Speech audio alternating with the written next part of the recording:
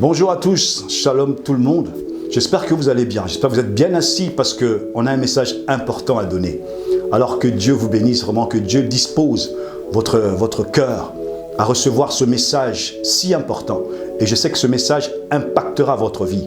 Notre thème d'aujourd'hui, c'est l'importance du jeûne. Beaucoup de gens jeûnent, beaucoup de gens se donnent dans le jeûne, mais là n'est pas l'importance, d'accord? Ce qui est important, c'est de savoir, est-ce que tu jeûnes bien? Ésaïe chapitre 58 nous parle du vrai jeûne et du faux jeûne. Alors, beaucoup de personnes se focalisent dans ces passages, dans ces versets pour comprendre comment jeûner. Alors aujourd'hui, je pense apporter quelque chose de plus essentiel, de plus subtil, de plus authentique par rapport à ce qui concerne le jeûne. D'accord? Alors l'importance du jeûne, on va d'abord voir qu'est-ce que le jeûne apporte dans la vie. Ok? Alors, je vais parler d'abord de plusieurs victoires que le jeûne a données aux personnes qui se sont vraiment engagées dans le jeûne auquel Dieu prend plaisir. Parce que dans Ésaïe aussi, Dieu dit que Dieu appelle le jeûne un jour agréable de l'Éternel. Un jour auquel Dieu prend plaisir. Quand des gens jeûnent. Ok? Alors on va considérer un peu Esther. C'est dans Esther chapitre 4. On va vite prendre ce message. Esther chapitre 4. Alors vous connaissez tous cette reine, hein, donc, dont Dieu a fait grâce de devenir reine. D'accord? C'était vraiment mis par la main de Dieu, disons. Si Dieu n'était pas intervenu, ça allait être assez difficile pour elle, mais Dieu l'a fait grâce. Alors qu'est-ce qui s'est passé? Il y avait un homme de pouvoir, un homme assez influent qui haïssait vraiment d'une façon terrible, on va dire, les Juifs. Alors il y avait Mardochée qui était l'oncle d'Esther, qui a fait transmettre le message à Esther, mais Esther avait peur de dire non, écoutez, ça fait quelque temps aussi que je n'ai pas pu voir le roi. Alors je ne peux pas, en tant que reine, même malgré ce titre, me présenter devant le roi sans qu'il m'ait appelé. Elle avait peur pour sa vie, bien sûr, parce que s'il n'avait pas d'appel, tu peux être condamné à mort. D'accord? Alors Mardochée a insisté. Elle a dit oui, d'accord. Alors on va lire un peu au verset. On va lire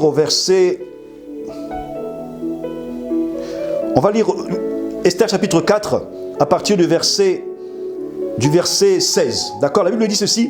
Va, ça c'est la reine Esther qui parle. Va, rassemble tous les Juifs qui se trouvent à Suse. D'accord? Et jeûnez pour moi sans manger ni boire pendant 3 jours. Ok? Ni la nuit ni le jour. Moi aussi je jeûnerai.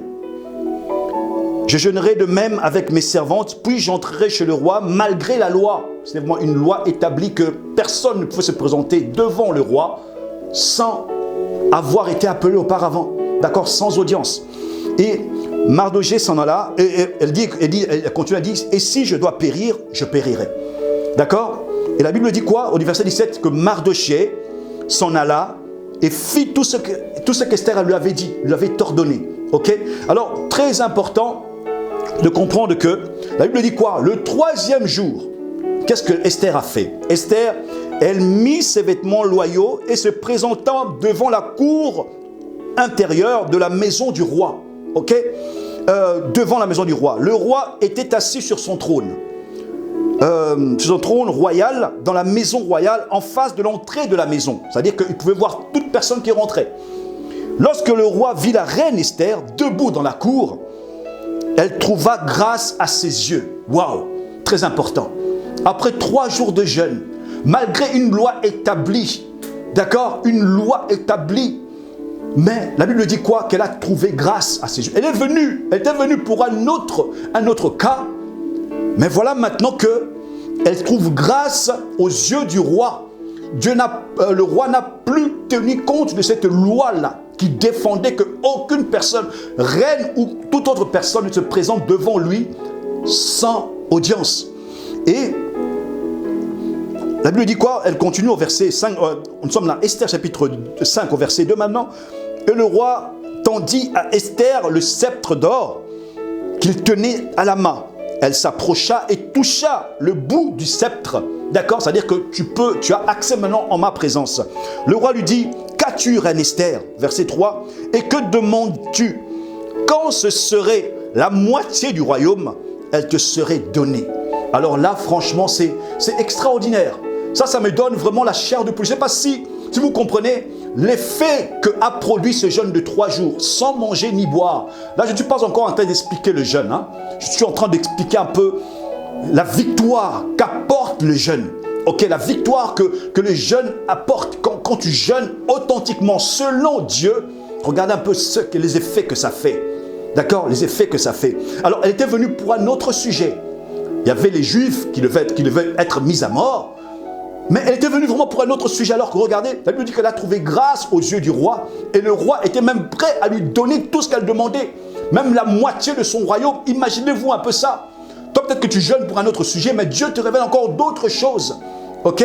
Et la Bible dit, donc quand vous lirez après, dans le verset 5, chapitre 5, verset 6, chapitre 6, pardon, vous allez voir comment est-ce que le match a changé.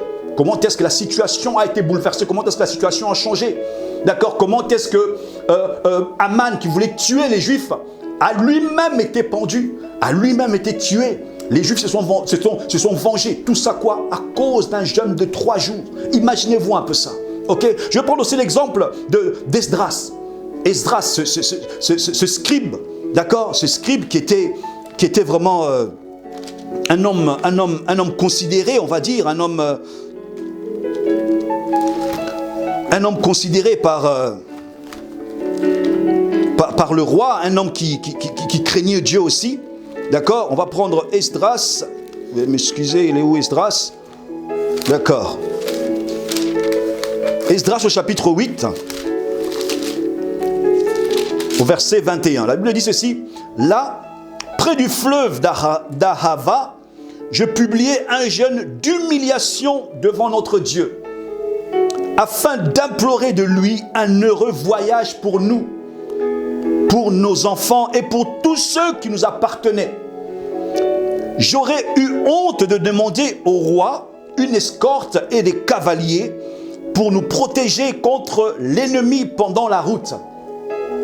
Car nous avons dit au roi, la main de notre Dieu est pour leur bien sur tous ceux qui le cherchent, mais sa force et sa colère contre tous ceux qui l'abandonnent. Au verset 23, c'est à cause de cela que nous jeûnâmes et nous invoquâmes notre Dieu et il nous exauça. Alors ça, je ne prends pas ces versets au hasard. Je prends ces versets pour que vous compreniez ce qu'apporte le jeûne. Alors on voit Esdras qui il a trouvé aussi grâce devant le roi. D'accord? Le roi lui a permis de rentrer à Jérusalem pour aller reconstruire maintenant le temple avec les portes, tout ce que vous voulez, qui avait été détruit. D'accord? Quand le roi Nebuchadnezzar était venu pour alors ça faisait quelques temps. Alors c'est Esdras, Dieu lui a fait grâce. Dieu lui a fait grâce aux yeux non seulement du roi, qui lui a donné la permission de rentrer, d'accord, à Jérusalem. Et pendant ce voyage, selon les estimations, c'était un voyage qui allait durer à peu près 3 à 4 mois.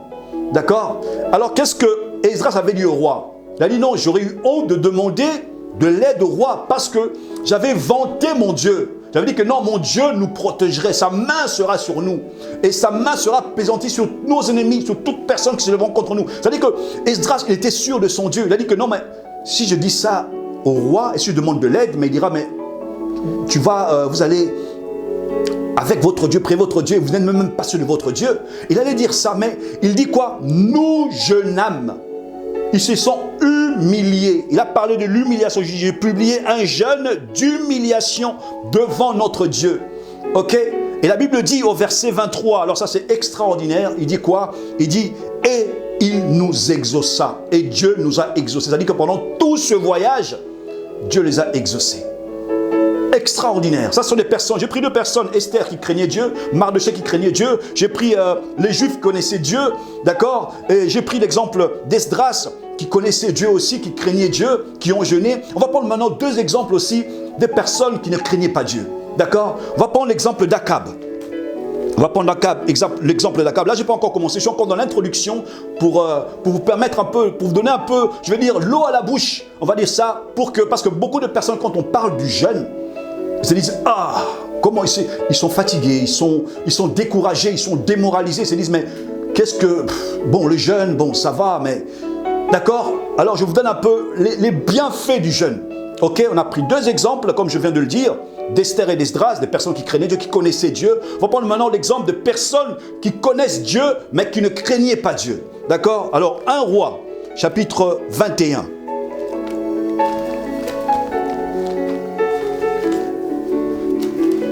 Un Roi, chapitre 21, au verset 22 à 27. Je lis au nom de Jésus. La Bible dit ceci. 1 Roi chapitre 21, verset 22 à 27.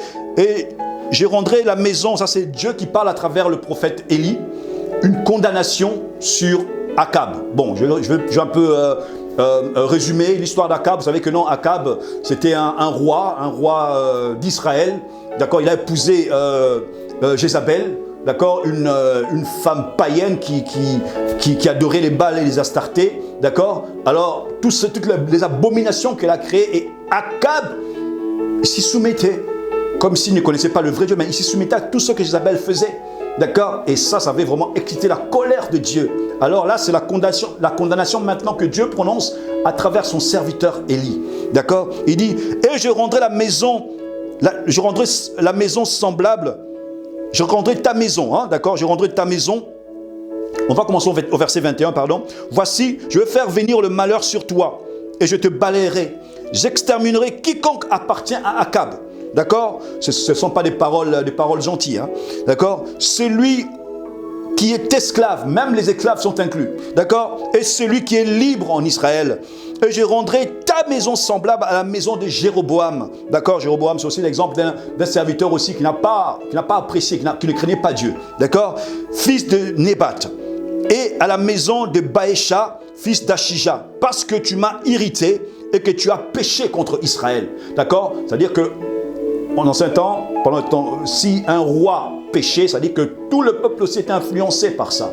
D'accord? Alors, c'était vraiment énervé, Dieu vraiment était en colère par rapport à ce qu'Akab faisait.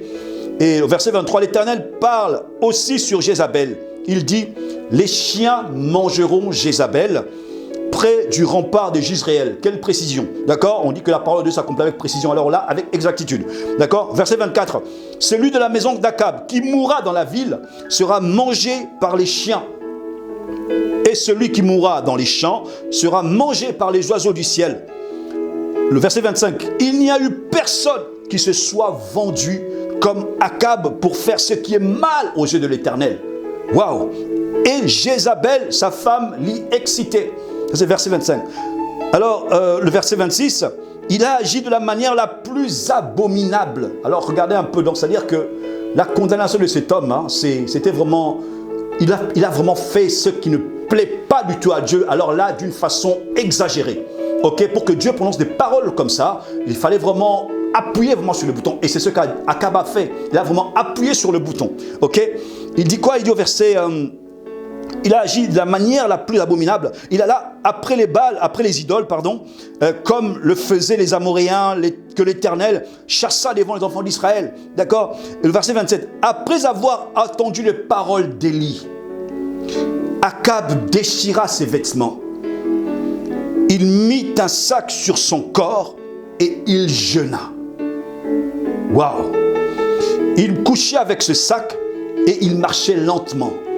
Ok? Oh là là. Et la parole de l'Éternel fut adressée à Élie le Tishbite en ce mot. On va lire. As-tu vu comment Akab s'est humilié devant moi? Je ne ferai pas venir ce malheur pendant sa vie, mais il se sera pendant la vie de son fils que je ferai venir le malheur sur sa maison. Regardez un peu. À cause du jeûne, à cause de cette humilité, Dieu a changé sa sentence. D'accord? Dieu a changé. Donc, c'est-à-dire que toute parole qu'il a prononcée, des paroles aussi dures que ce soit, d'accord? Mais Dieu a dit une chose. Il a dit, non, Élie, retourne.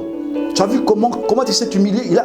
Non, mais malgré tout le... Donc, ça dit que ce que j'ai dit, j'ai déjà donné l'exemple d'Esther et d'Esdras, des personnes qui connaissaient Dieu. Alors là, vraiment, je vous donne un exemple d'une personne qui ne marche pas selon la volonté de Dieu. D'une personne vraiment qui ne craignait pas Dieu, on va dire. D'accord? On croirait même qu'il irritait Dieu exprès. Ok, mais Dieu a dit non, Élie, retourne. Toi qui as prononcé ce jugement contre lui, retourne maintenant. Dis que ce n'est pas de son vivant que ce malheur arrivera. Le jeûne a changé quelque chose. D'accord? J'espère qu'il vous donne envie de jeûner. Ok? Le verset, on va prendre encore Jonas. Jonas, là je veux parler, je ne vais pas prendre le verset. Jonas, c'était un homme vraiment un prophète que Dieu avait envoyé à Ninive. Ninive, la Bible dit que c'est des gens pervers. Vous allez lire dans Jonas chapitre 3 à partir du verset 4. Alors, Dieu a envoyé Jonas à Ninive. La Bible dit que Ninive, c'était vraiment des hommes pervers. Ils ne faisaient pas du tout la volonté du Seigneur. Et ils irritaient Dieu aussi. D'accord? Et quand Jonas a commencé à prononcer le jugement, il dit que non, encore 40 jours et Ninive sera détruit. La Bible dit que les gens de Ninive ont cru en la parole de Dieu, ont cru en Dieu. Ils se sont humiliés. D'accord? Depuis le roi, les enfants, même les animaux ont jeûné. Même les animaux ont jeûné. Imaginez-vous un peu. Même les animaux ont jeûné. Alors qu'est-ce que Dieu a fait? Dieu n'a plus détruit Ninive. Ninive a été détruit par la suite. Mais Dieu a épargné Ninive à cause du jeûne. D'accord? Alors, ces 3 exemples que j'ai pris, c'est pour vous dire que le jeûne, c'est l'une des clés d'exaucement de la prière. Beaucoup de personnes jeûnent, beaucoup de personnes prient, beaucoup de personnes font multiples sortes de jeûnes. Mais est-ce que c'est vraiment de la manière dont Dieu veut que tu jeûnes? Il faut te poser la question. Le jeûne est important parce que Jésus-Christ l'a dit, on va prendre des versets bientôt. Il a dit que les jeûnes sont importants. Mais de quelle façon tu le fais? Comment tu le fais? Quelle est ton attitude pendant le jeûne? D'accord? Alors, comme je vous dis que le jeûne, c'est l'une des clés pour l'exaucement de la prière, de tes demandes, de tes désirs, de tes ambitions. Le jeûne, c'est l'une des clés qui pousse Dieu à faire, qui pousse Dieu à agir. D'accord? Alors, on va prendre Matthieu chapitre 6. Là, on va rentrer dans notre message maintenant.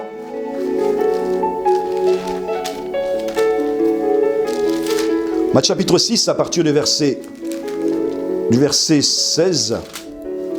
D'accord? On va d'abord prendre, on va dire... on va commencer au verset 5. Matthieu chapitre 6, à partir du verset 5. La Bible dit ceci. Lorsque vous priez, ne soyez pas comme des hypocrites.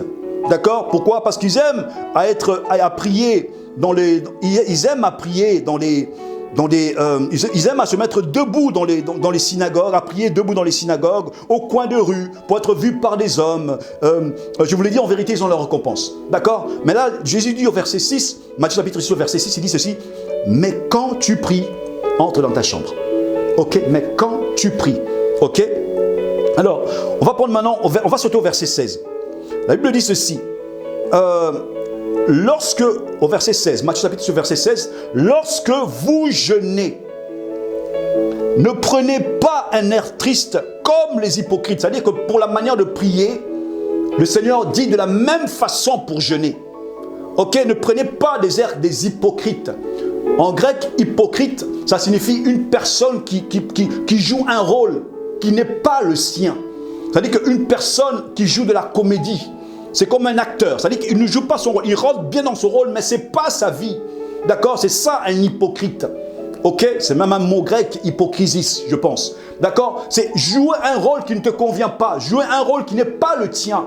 D'accord? Il dit que de ne pas imiter ces pharisiens, de ne pas imiter ces hypocrites, ces personnes qui aiment à prier, qui aiment qu'on le voit dans les coins de rue, partout là où ils sont. D'accord? Il ne veut pas que nous soyons de la sorte. Ok? Mais il dit que ne prenez pas un air, le verset 16, ne prenez pas un air triste comme les hypocrites qui se rendent le visage tout défait, d'accord, pour montrer aux hommes qu'ils jeûnent. Alors là, ça m'étonne, parfois tu vois une personne jeûner, même pas le jeûne en groupe, une personne qui jeûne, qui dit non, je suis à mon 80e jour, je suis à mon 100e jour. D'autres personnes qui se font appeler, je ne sais pas, on a carrément donné la personne le nom du jeûne le nombre du jeûne qu'il fait. On l'appelle maman 10 000 jours, maman 100 jours de jeûne. Attendez, mais c'est quoi cet orgueil? C'est quoi cet orgueil? Mais la Bible dit qu'ils ont leur récompense. Toi, tu te vantes pour qui? Tu te vantes pendant le jeûne? D'accord? On va continuer. La Bible dit quoi? Mais quand tu jeûnes, parfume ta tête et lave ton visage, afin de ne pas montrer aux hommes que tu jeûnes. Ok? D'accord? Ça, c'est le premier point. Je n'ai pas encore expliqué qu'est-ce que c'est le jeûne, mais là, je vous dis la façon dont il faut jeûner. Ok? Il dit, mais quand tu jeûnes, comme il disait, quand tu pries. Ok? Quand tu jeûnes, quand tu pries. C'est-à-dire que le jeûne et la prière vont de pair. Jésus-Christ prend le jeûne et la prière, il le met en parallèle. Ça doit faire partie de ta vie. D'accord? Tout disciple de Jésus-Christ doit savoir que le jeûne doit faire partie de sa vie. C'est pour ça qu'il dit quand tu pries. C'est-à-dire que dans ta vie, en tant que chrétien, dans ta vie, en tant que disciple de Jésus, le jeûne doit y faire partie. Comme tu pries, tu dois aussi jeûner de la sorte. Organise ta vie comme tu pries. Organise aussi ta vie de la même façon pour prier. Ok, très important. Alors, ne négligez pas le jeûne. Le jeûne, c'est quoi? C'est s'abstenir de la nourriture. Alors là, je vais poser la question à toute personne qui nous écoute. Qui est le maître de ta vie? Ton ventre, ton estomac ou c'est toi? D'accord? Parce que la Bible dit qu'en réalité, dans l'homme, c'est l'esprit. Alors, qui est ton maître? C'est ton estomac qui te dirige? Ou c'est toi-même qui dirige? Ou c'est l'Esprit de Dieu qui dirige ton corps? Ok, parce que beaucoup de personnes ont Dieu, leur ventre. Ils ont fait de leur ventre leur Dieu. C'est-à-dire qu'ils lui accordent tout ce qu'ils veulent. D'accord? Et comme je vous dis que Dieu dit que le jeûne, ok, c'est un jour agréable. Il met le jeûne au même niveau que la prière. Alors on va prendre Ésaïe chapitre 58. Moi j'aime bien prendre des versets pour pouvoir expliquer aux gens que nous ne nous prêchons pas nous-mêmes, mais nous prêchons la parole authentique de Dieu.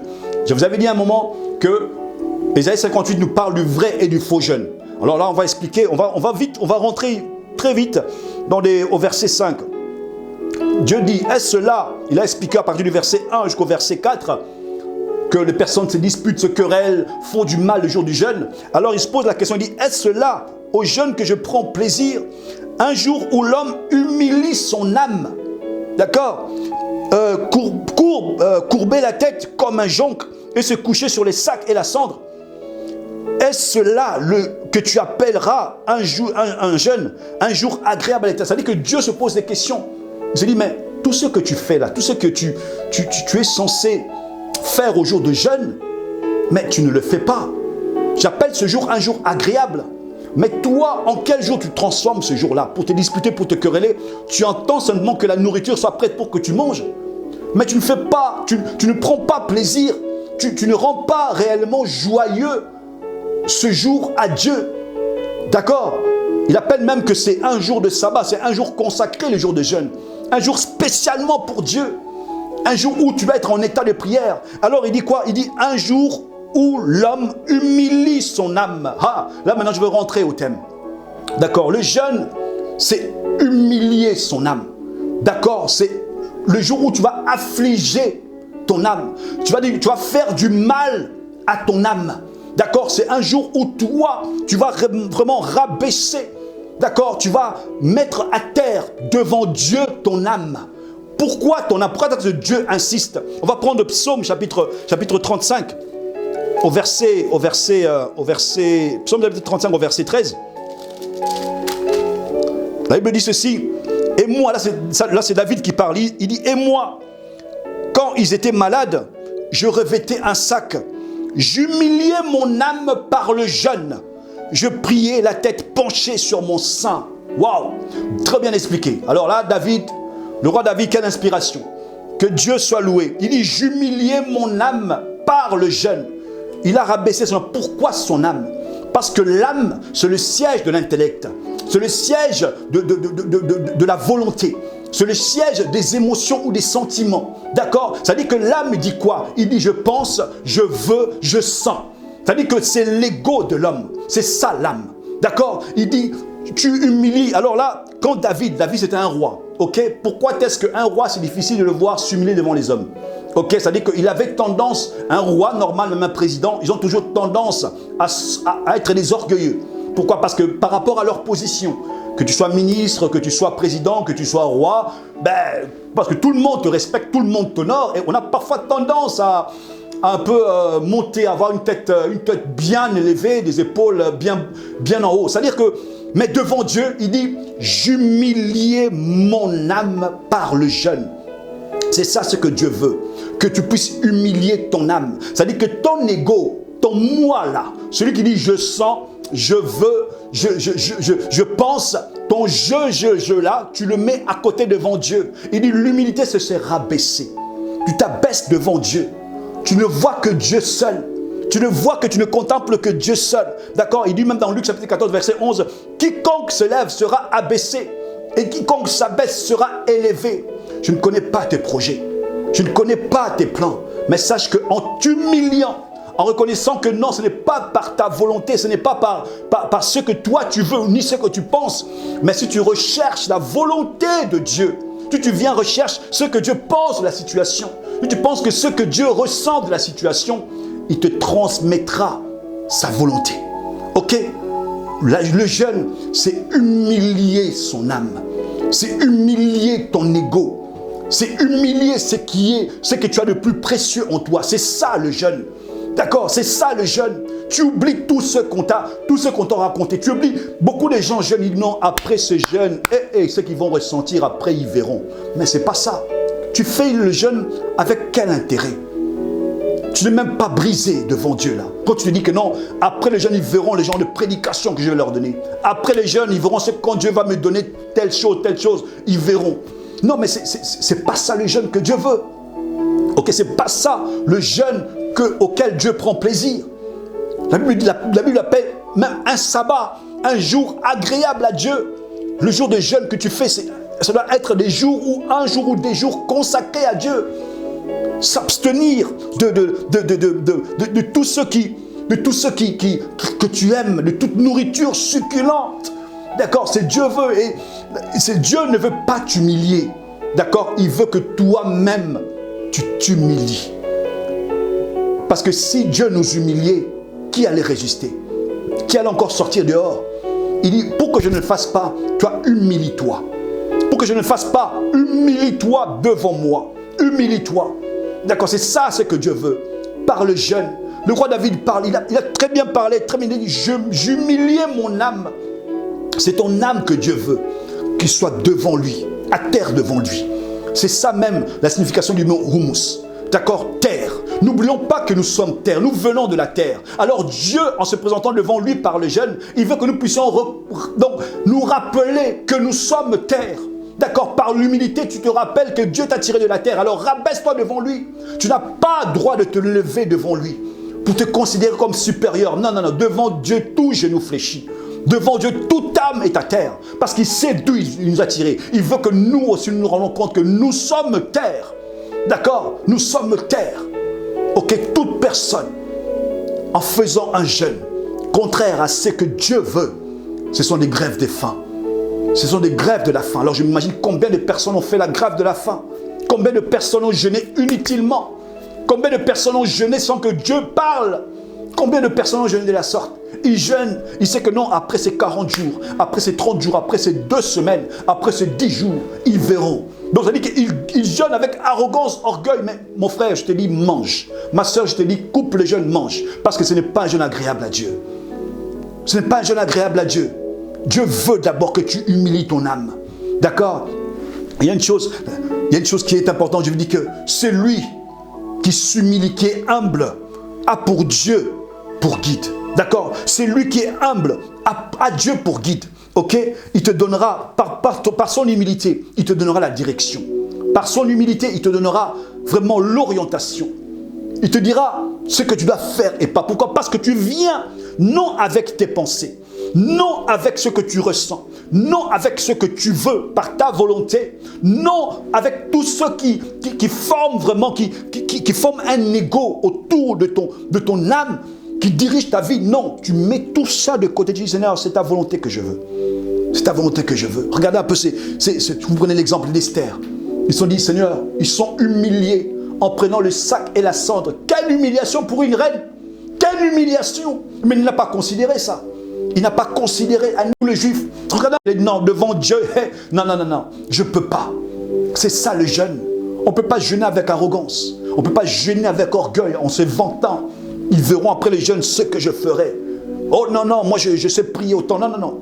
Un jeûne sans prière, ce n'est pas un jeûne. Le jeûne et la prière, le Seigneur l'a mis, on l'a vu dans Matthieu 6, que le Seigneur l'a mis aux mêmes dimensions, au même niveau. Quand tu pries, c'est-à-dire qu'une vie d'un disciple de Jésus-Christ doit être faite par la prière, doit être accompagnée par la prière, tous les jours. D'accord? Mais le jeûne, organise-toi à ce que le jeûne aussi soit régulier. Ok? Que tu puisses aussi jeûner régulièrement. D'accord? Des jeûnes courts, à sec, et des jeûnes longs en mangeant petit à petit. D'accord? Organise-toi, mais fais tes jeûnes agréablement.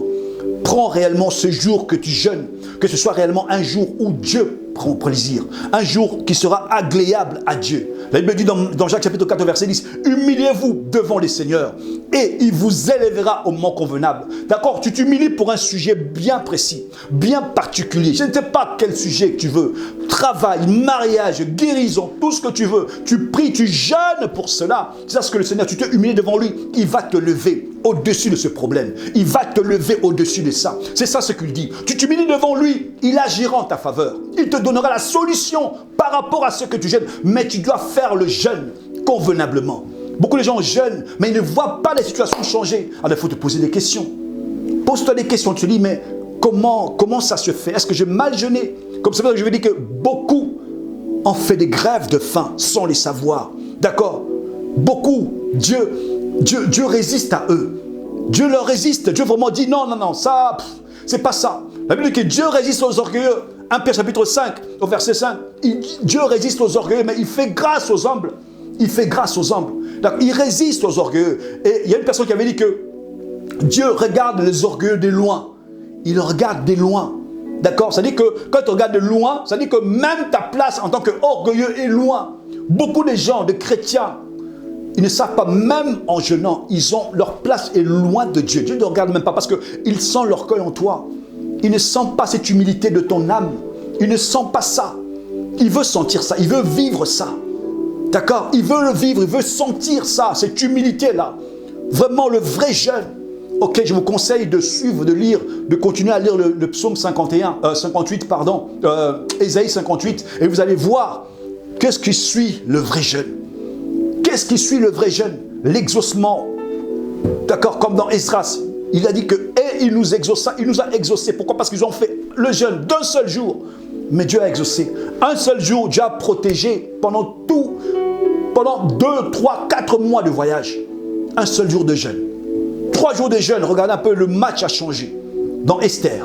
Alors, cherchons vraiment à reconnaître vraiment ce que c'est le vrai jeûne et marchons, faisons par rapport à ce jeûne. Vous savez, le diable a peur des gens qui jeûnent. Surtout des personnes qui jeûnent selon Dieu. Il a peur de ces personnes-là. Il a peur des personnes qui jeûnent selon la volonté de Dieu. Il ne veut pas, d'accord? Et je sais que le Seigneur aussi, par rapport à toutes les personnes qui sont dans le ministère, il y a beaucoup de gens qui prennent des décisions en établissant des pasteurs, en établissant des ministres, en établissant même des diacres, des chantres, comme ça au hasard, sans demander à Dieu. Alors je vous conseillerais même de lire Actes des Apôtres, chapitre 13, au verset chapitre 13 et chapitre 14. Vous allez voir qu'on nous parle de l'église d'Antioche. Il y avait des prophètes et des docteurs. Ils priaient, ils jeûnaient. D'accord? Il priait, il jeûnait jusqu'à ce que Dieu parle. D'accord? Lisez un peu ça. Vous allez voir que vous apprendrez à vous humilier et à ne pas mettre n'importe qui. Même au poste le plus inconsidéré, le poste le plus minime, vous allez apprendre à vous dépendre de Dieu. L'œuvre du Seigneur dépend de Dieu, ça ne dépend pas des hommes. Alors cherchons la volonté de Dieu, ne cherchons pas notre volonté. Recherchons ce que Dieu pense et ne recherchons pas ce que nous pensons. Recherchons ce que Dieu sent par rapport à son travail et ne recherchons pas ce que nous ressentons. D'accord? Mettons notre ego de côté. Si c'est l'œuvre du Seigneur, laisse Dieu faire son choix. pour chaque personne, pour chaque poste, pour chaque chantre, par le jeûne et la prière. D'accord? Alors faisons très attention. Là, je parle aux serviteurs de Dieu qui mettent des gens comme ça à la hâte, comme ils veulent, sans demander l'avis du Seigneur. D'accord? Peut-être que ce n'est pas votre œuvre. D'accord? Peut-être que ce n'est pas l'œuvre de Dieu, pardon. Là, vous avez vraiment votre libre accès, votre libre choix de mettre qui vous voulez, là où vous voulez. D'accord? Mais si tu es conscient ou consciente que c'est l'œuvre du Seigneur, cherche la volonté du Seigneur par le jeûne et par la prière. D'accord? Cherchez Dieu par le jeûne et par la prière. Là, vraiment, je parle des serviteurs de Dieu. On va prendre un verset que j'aime beaucoup avant de finir ce message. C'est dans 2 Chroniques, chapitre 7 au verset 14. Alors là, c'est encore pour expliquer encore quelque chose d'important que beaucoup de gens aussi... je sais que beaucoup de gens connaissent ce verset, mais on va quand même le prendre pour que nous puissions nous retrouver. 2 Chroniques, chapitre 7 au verset 14, la Bible dit que si mon peuple sur qui mon nom est invoqué, d'accord, si mon peuple sur qui mon nom est invoqué, toi tu es chrétien, d'accord, le nom de Dieu est invoqué sur toi, tu invoques le nom de Dieu parce que tu connais Dieu, ok, tu connais Dieu, tu glorifies Dieu, tu témoignes Dieu. Il dit que si mon peuple à moi, si mon serviteur, si ma servante, si mon fils, ma fille, d'accord, si mon enfant sur qui mon nom est invoqué, qui m'invoque, d'accord, s'humilie, on parle encore du jeûne, ok, s'humilie, d'accord, s'humilie, ça dit que la seule façon que Dieu voudrait, c'est que les hommes viennent devant lui en s'humiliant. On doit reconnaître qu'on a un Dieu souverain. C'est notre Père, oui. C'est notre Père. Il nous a aimés. Il nous aimera toujours. Il nous aime d'un amour éternel. Nous glorifions Dieu par rapport à ça. D'accord? Son amour ne va pas changer, mais il veut que les gens s'humilient devant lui. Il dit quoi? Si mon peuple, si mes enfants, sur qui mon nom est invoqué, s'humilie. Il parle du jeûne. Et puis il dit quoi? S'humilie. Prie. Ça veut dire que l'humilité précède la prière. D'accord? Il dit que rabaisse-toi d'abord. Même avant de prier, Dieu demande de se mettre à genoux devant lui. C'est un signe d'humilité. D'accord? Humilie-toi devant Dieu. Ce n'est pas ton ami. Ce n'est pas ton ami. Humilie-toi. Le jeûne, c'est une d'humilité. Genou à terre. D'accord? Genou à terre. Ma bolongona, c'est devant lui, tout genou fléchi. Dans les ciels, sur la terre et sous la terre, tout genou fléchi. D'accord? Humilie-toi par le jeûne. Humilie-toi. Tu cherches la face de Dieu. Tu veux que Dieu agisse. Tu veux que Dieu parle. Alors humilie-toi. D'accord? Humilie-toi. Cherche à te rabaisser devant Dieu par le jeûne. Le jeûne, c'est l'un des moyens. D'accord? C'est l'un des moyens par le jeûne. Je vous dis que c'est l'une des clés de l'exaucement de la prière. Il dit humilie-toi. Humilie-toi. Rabaisse-toi. Touche par terre, allonge-toi s'il le faut, mais humilie-toi. Il dit, si mon peuple sur lequel mon nom est invoqué s'humilie, prie. Et il continue, il dit, et cherche ma face. Waouh! D'accord, parce qu'il y a des personnes qui peuvent s'humilier, qui peuvent même prier, mais sans chercher la face de Dieu.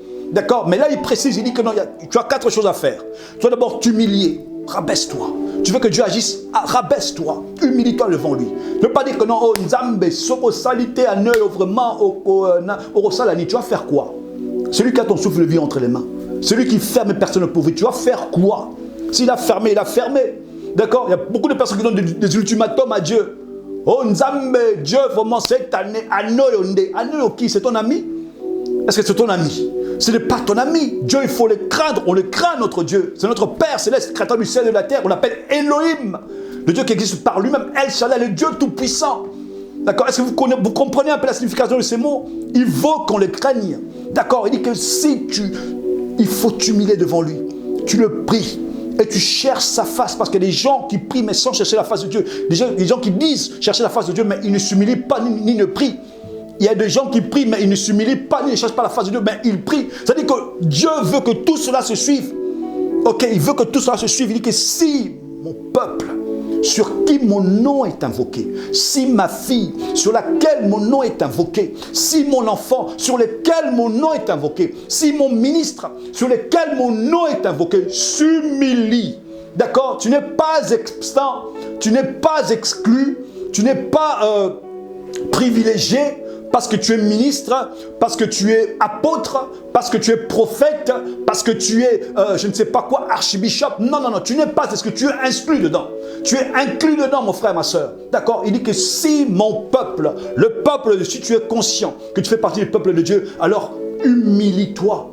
Humilie-toi. Ne prie pas comme un arrogant, comme un orgueilleux. Ne prie pas comme un vantard. On te voit prendre une position comme si Dieu était ton ami. Non, non. Il dit, si mon peuple, sur lequel mon nom est invoqué, s'humilie, signe du jeûne, du rabaissement, tu touches par terre, d'accord, s'humilie et cherche, prie et cherche ma face, et encore, et se détourne de toutes ces mauvaises voies. Waouh, d'accord, non seulement tu cherches Dieu, tu pries, non, tu t'humilies, tu pries, tu cherches Dieu, mais il dit que tu dois te détourner aussi, d'accord, tu dois te détourner de tout ce qui ne plaît pas à Dieu. Détourne-toi de ça. Il ne veut pas que tu restes sur cette voie-là qui ne lui plaît pas. D'accord? J'espère qu'on se comprend. Alors regardez maintenant comment est-ce que Dieu agit. Comment est-ce que Dieu fait. Il dit quoi? Il dit, je l'exaucerai de cieux. Waouh! Là vraiment je dis alléluia. Je dis gloire au Seigneur. Il dit quoi? La promesse c'est que Dieu exaucera les humbles. D'accord, les gens qui savent s'humilier, Dieu les exauce. Il dit, je l'exaucerai des cieux. Alors là, je remercie le Seigneur parce qu'il fait une promesse. Ça c'est vraiment une promesse. D'accord? On a notre part à faire.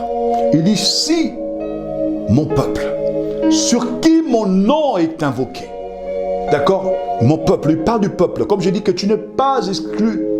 D'accord? Tu n'es pas privilégié. Non, non, non, tu fais partie du peuple de Dieu. Un peuple acquis, un sacerdoce royal, une nation sainte de Dieu. Mon frère, ma soeur, tu es obligé de suivre ce principe si tu veux que Dieu t'exauce. D'accord? Il dit quoi? Il dit, je l'exaucerai de cieux. Ok? Il dit, je l'exaucerai des cieux. Je lui pardonnerai son péché et je guérirai son pays. Alors, il y a des gens qui cherchent la guérison. Il y a des gens qui cherchent que Dieu fasse, que Dieu parle, que Dieu agisse. Dans l'époque, ils jeûnent avec arrogance, avec orgueil. Ils ne connaissent pas le vrai sens du mot jeûner. D'accord? C'est s'humilier, c'est se rabaisser. D'accord? C'est vraiment être à terre devant Dieu. C'est ça le vrai jeûne. Le jeûne auquel notre Dieu prend plaisir. Notre Dieu que nous bénissons prend plaisir. Notre Dieu que nous adorons. D'accord? Alors apprenez à vous humilier devant Dieu. Pendant le jeûne, c'est l'humilité, que ton ego ne soit pas, n'amène pas ton ego devant Dieu. Ça ne te servira à rien. Dieu résiste aux orgueilleux. Dis Seigneur, je viens, je veux dépendre de toi. Je veux réellement dépendre de toi, Seigneur. J'ai appris ce qu'est le vrai jeûne maintenant. Je comprends ce que je ferai.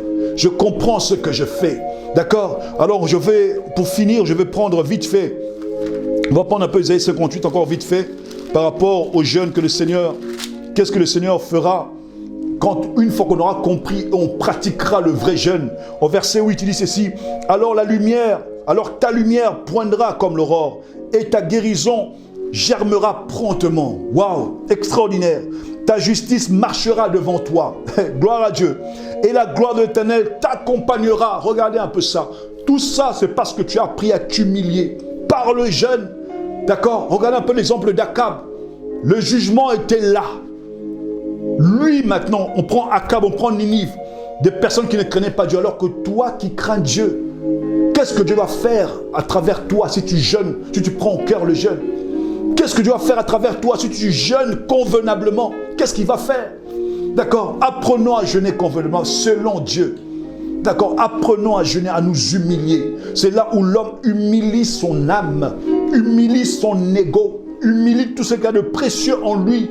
D'accord? Ta beauté ne sert à rien devant Dieu. Ta richesse non plus. D'accord? Tout ce qu'il y a de précieux, si tu es une vedette quelque part, devant Dieu, ça ne sert à rien tout ça. Rabaisse-toi, humilie-toi, cherche Dieu et Dieu agira. D'accord? Verset 9. Alors tu appelleras et l'Éternel répondra. Tu crieras et il dira, me voici. Si tu es loin du milieu de toi, le joug, les gestes menaçants et les discours injurieux, si tu donnes ta proposition, c'est-à-dire que l'Éternel dit quoi? Je serai ton guide. Au verset 11, il dit, l'Éternel sera toujours ton guide. Ah, on a besoin de Dieu comme guide. D'accord? C'est pour ça que je dis que celui qui s'humilie, celui qui est humble, a pour Dieu comme à Dieu pour guide. Ok, il te guidera, il t'orientera, il te donnera la bonne direction à suivre à travers le jeûne. Humilie-toi, dis Seigneur, je ne sais rien. Je dépends simplement de toi. C'est toi que je veux. Oriente-moi, dirige-moi, afin que je puisse faire réellement ta volonté, non la mienne, mais la tienne simplement. C'est ça ce que le Seigneur voudrait que nous fassions. D'accord? Alors que Dieu vous bénisse. D'accord? L'importance du jeûne. Le jeûne est important. Le jeûne est important. Ça fait partie, ça doit faire partie de la vie chrétienne, de notre vie chrétienne. Comme la prière, la méditation de la parole. Le jeûne aussi, introduisez-le dans votre vie de tous les jours. Si vous le faites, comment vous le faites? J'espère que ce message vous a éclairci, vous a fait tomber les écailles des yeux, enlever le voile par rapport au jeûne. Parce qu'il y a plusieurs d'entre nous qui ont fait des grèves de faim d'une façon extraordinaire, et j'en fais partie aussi. J'en fais partie aussi, ça, je n'ai pas honte de le dire. Parce que ce n'est pas de cette manière qu'on m'a appris à jeûner. Je jeûnais en disant, oui, d'accord, que tout, ils verront. Après le jeûne, quand je serai sorti, ils verront ce que je ferai. Non, alors que le jeûne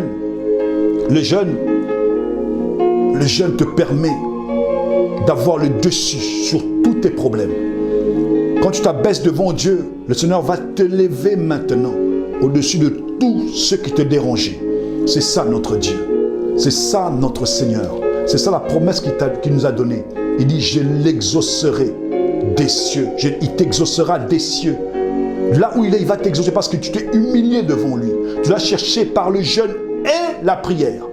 Jeûne sans prière, ce n'est pas un jeûne, c'est la grève de la faim. D'accord? Jeûne sans prière, ce n'est pas un jeûne. Organisez votre vie. D'accord? Organisez votre vie. Et ne jeûnez pas non plus pour maigrir, ça ne sert à rien. Ça dit que ta motivation est mauvaise. Ok? Ne jeûnez pas non plus pour épargner de l'argent. Parce que tu ne manges pas, tu vas avoir quelques euros en plus dans ta poche. Ça ne sert non plus à rien. Ok? Jeûnez selon comme Dieu veut. Prenez, déclarez ce jour un jour de sabbat pour Dieu. Un jour consacré à Dieu pour la gloire de Dieu. Alors que Dieu vous bénisse, que la faveur, la main puissante de Dieu soit sur vous. Que ce message puisse réellement impacter vos vies là où vous êtes. Que Dieu, lui seul, à travers son esprit, puisse vous convaincre que ce message est authentique et véridique. Alors que toute personne qui prendra le temps d'écouter ce message soit bénie là où il est. Que la bénédiction de Dieu vous accompagne. Au nom puissant de Jésus-Christ, nous avons ainsi prié et prêché. Amen. Alors je vous demanderai de vous abonner sur cette chaîne de Impact évangélique. Que vraiment partagez ce message, partagez aussi cette prédication, ce message, partagez et abonnez-vous aussi pour recevoir d'autres prédications parce que plusieurs intervenants interviendront pour des sujets différents qui vous édifieront, qui impacteront vos vies, qui feront tomber les écailles des yeux, qui ôteront le voile par rapport à ce que vous avez entendu peut-être auparavant. Il y a des éléments que vous n'avez pas compris, vous aurez le temps de poser vos questions dans les commentaires, posez des questions afin que vous aussi ayez vos réponses au temps convenable. Alors que Dieu vous bénisse et on se retrouve la prochaine fois.